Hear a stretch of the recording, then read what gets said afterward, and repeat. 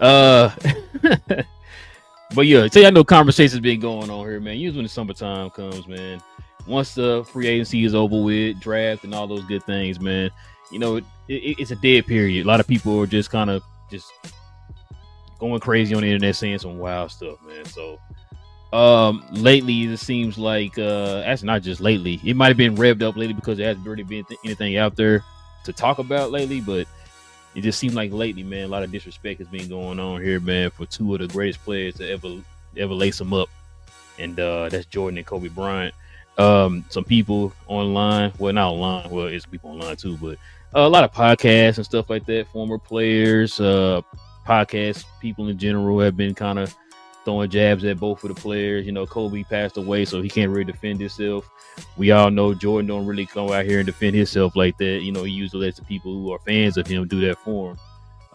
Because this game pretty much talks for itself, but people try to poke holes in it and stuff like that. So, um, you know, we just kind of wanted to kind of highlight some of those and kind of give our opinions on it, man. Because here on this channel, uh, now that we cover pretty much the whole entire NBA, our goal here is to kind of shed light to the game as far as the positive stuff. You know what I'm saying? We try to talk about some of the games of yesteryear that a lot of people don't talk about.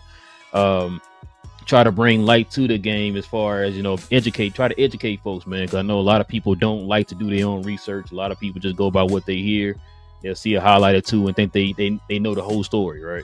So I always tell King all the time. I feel like we are probably the luckiest generation because we got to see Jordan in his prime, right? In his worst years and his best years. We got to see Kobe. We got to see LeBron. All these players that people put on the pedestal as the greatest of all time. We got to see them live and in living color. We have to watch a highlight. We got to see them play. And so that's why, man, like I said, with these conversations, sometimes it's kind of nerve wracking to the point I told King before. I'm barely on Twitter. I'm starting to barely be on TikTok, and now my algorithm is being flooded with that trash. So most of the time, I'm pretty much on Instagram. And a lot of reasons why I'm on Instagram, because y'all know I do because we geeked, and a lot of that helps me with my other channel. So, but for the most part, man, I just I don't really get into a lot of sports debates like that no more because it's starting to become toxic. I've always said I don't know why people don't. I'll talk about the NFL, right? I've never seen the old school bash the new school bash old school. I don't see that, right? You always see them generally, the fans generally evolve with the game, right?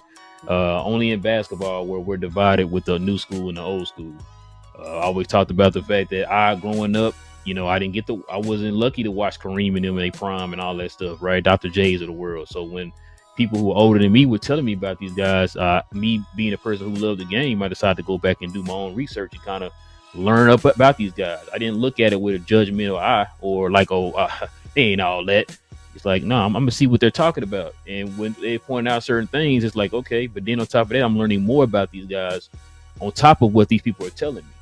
Because, I want to be growing up. I love the game of basketball. It's my favorite sport of all time. I played it since I was a kid.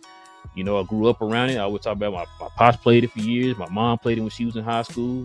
Just go to all the games and all that stuff. All the NBA live games, they have everything basketball, tons of basketball jerseys, all that stuff. Man, I love the game.